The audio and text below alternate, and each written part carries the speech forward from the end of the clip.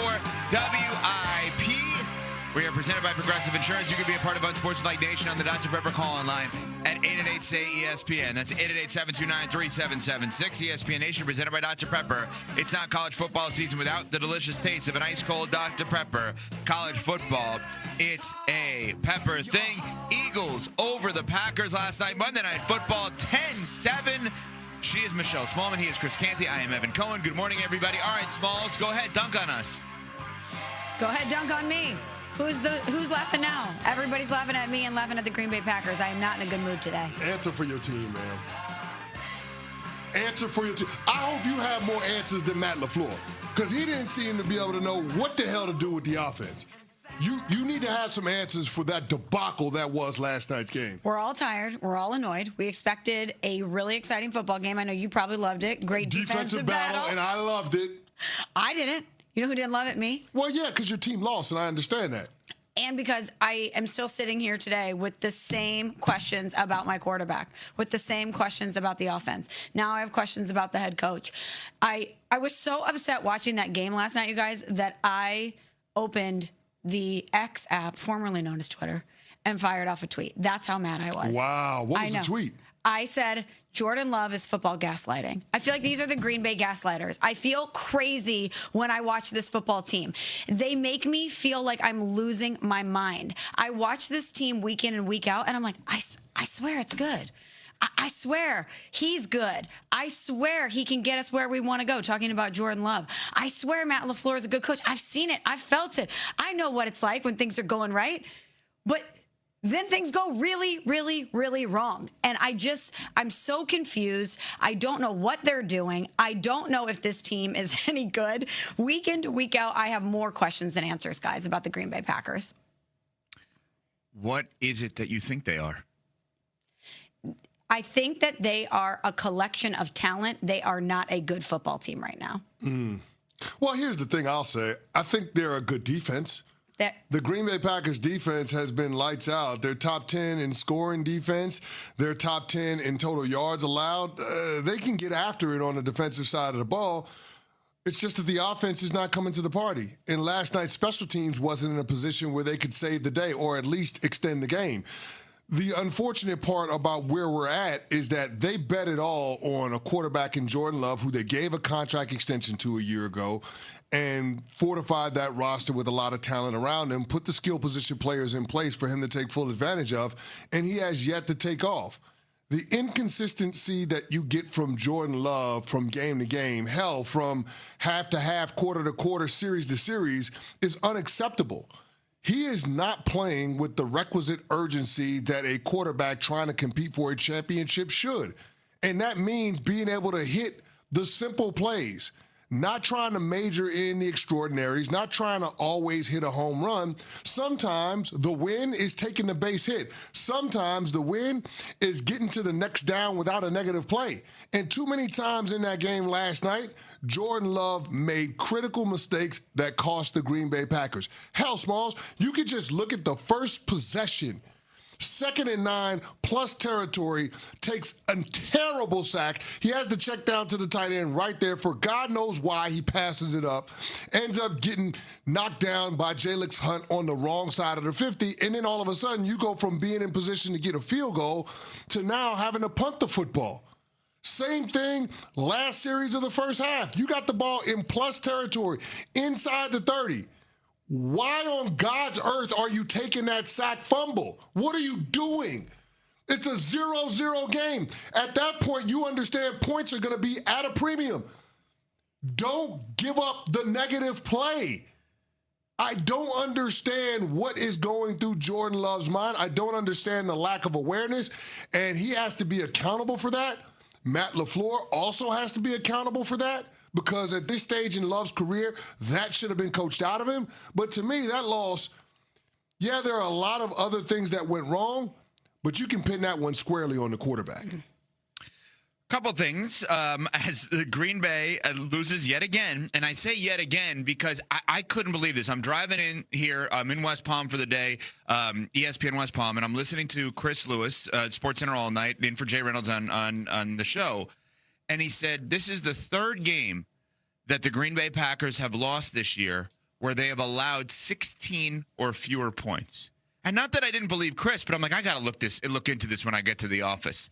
I can't believe this. 3 games this year with 16 or less that they've lost. And, oh, by the way, that's 2 in a row. They had this 2-game homestand with the Carolina Panthers and then the Eagles, and they lost both of them. And Smalls, not to add insult to injury, but Jordan Love, 20 of 36, 176, 5 carries, 28 yards last night.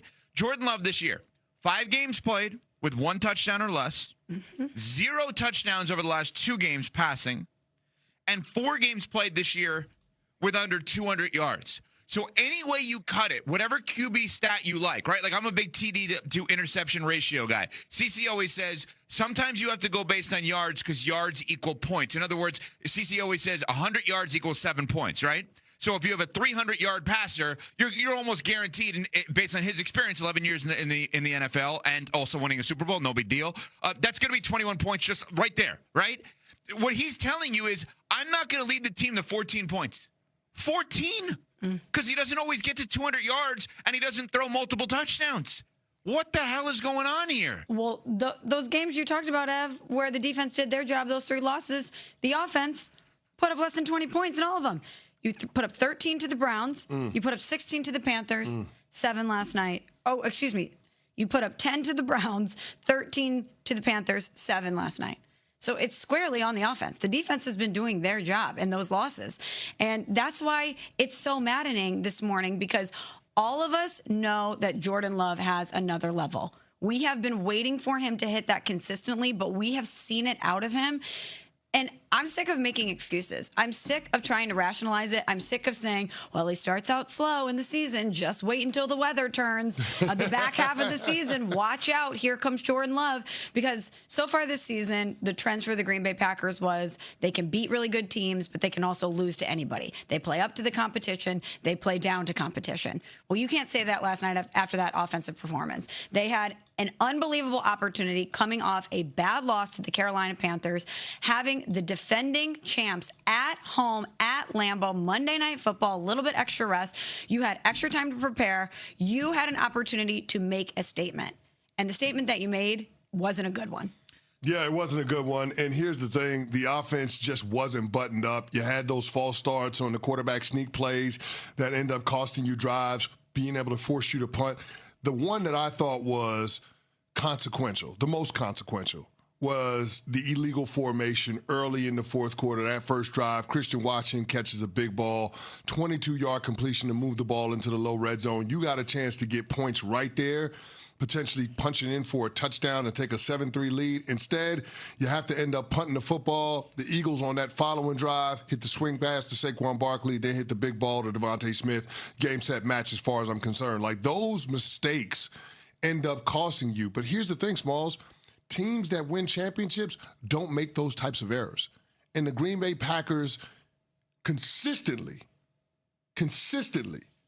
make those mistakes, which is why you can't trust this team to contend at the level that the talent says they should be able to. And here's the thing. If they don't find a way to right the ship, and I'm talking about in short order, considering the division and the landscape of the conference as a whole, then it's ultimately going to cost Matt LaFleur his damn job. That's the point. What you just said is the most important one, and let's not ignore the fact that Matt LaFleur is in year 1 working for a new team president and Ed Policy who did not hire him. I'm not suggesting he wouldn't have hired him. I am suggesting that this is his first foray into working for a new team president, and this is what this team is. When we were there on that Thursday night against the Commanders, if we walked out of there and I said, hey, guys, you're going to be in 3rd place, you'd say, well, I'll believe it. I guess maybe you could say the Eagles and maybe somebody from the NFC West are going to be ahead of them in the NFC. No. 3rd place in their own division is where they are right now. Not in the conference or not in the entire NFL, in their own division. And you mentioned LaFleur. He had some interesting comments post-game last night on the offensive struggles. In the big picture, what's gone wrong offensively? I mean, you guys scored a lot of points in a lot of games to start the season last week. Yeah, it's been very, very choppy, I would say, as of late. So it's mid-season. I'm sure you would like your guys to be ascending too. Why has it gone the wrong direction? That's a great question, Bill. I don't think I'd be answering the question if I had the answers for it. I think when you look at it, like I mentioned, just a lot of those situational ball, we just weren't clean and had, whether it was penalties, there was a drop there on a fourth down. I'll always look at myself first and foremost. Are we putting the guys in the right plays? Do we have opportunities to throw completions? I don't think they played soft zone the majority of the game. I would say in the second half, they started to man us up a little bit more. And they're just kind of waiting for you to mess up. And unfortunately, we messed up way too many times. CC translation? Soft zone translation, there were throws to be made.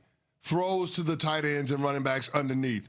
The deep dig to Romeo Dobbs where he was wide open on a third down, schemed up perfectly, and Jordan Love doesn't even see him. That one. You got to be able to hit those throws. That's why they're paying you $55 million a year, dog, to make those plays.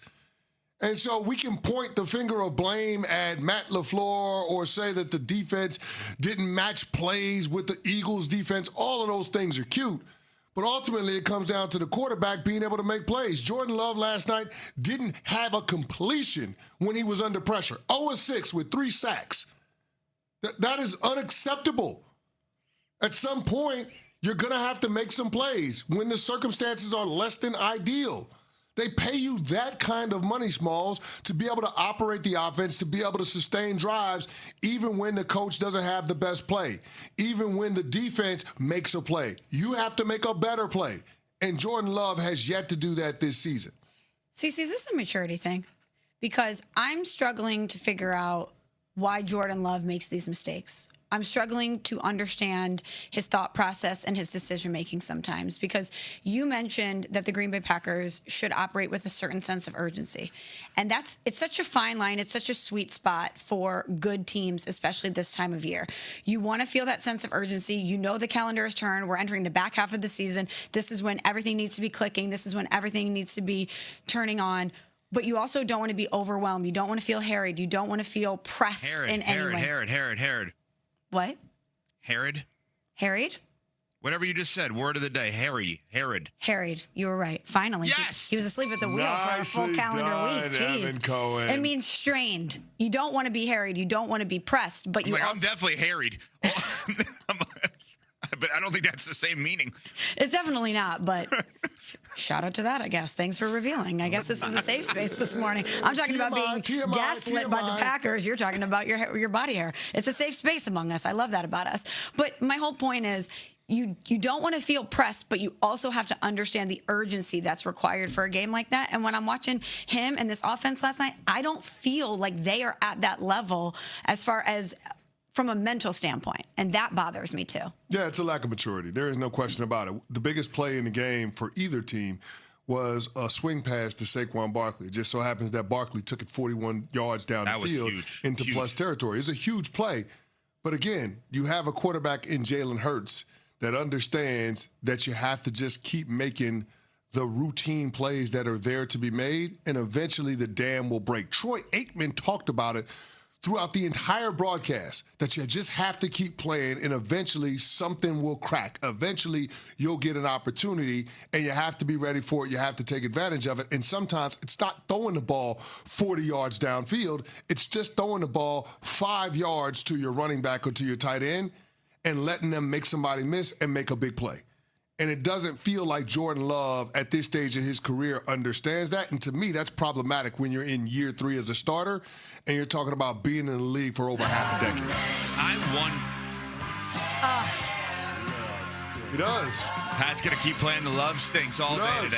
He does. I do wonder. We didn't even talk about Nick Sirianni's gaff at the end of the game. That could have cost him the damn game. That's how frustrating Jordan Love is. We didn't even get into that. That's how bad Jordan Love was last night. Man. I think there's another question to be asked about Jordan Love, plus what you said about Sirianni, and do we give the Eagles credit for that win last night? I think we do, but I'm sure CC will blame Sirianni for almost losing it. We will do that coming up after I tell you.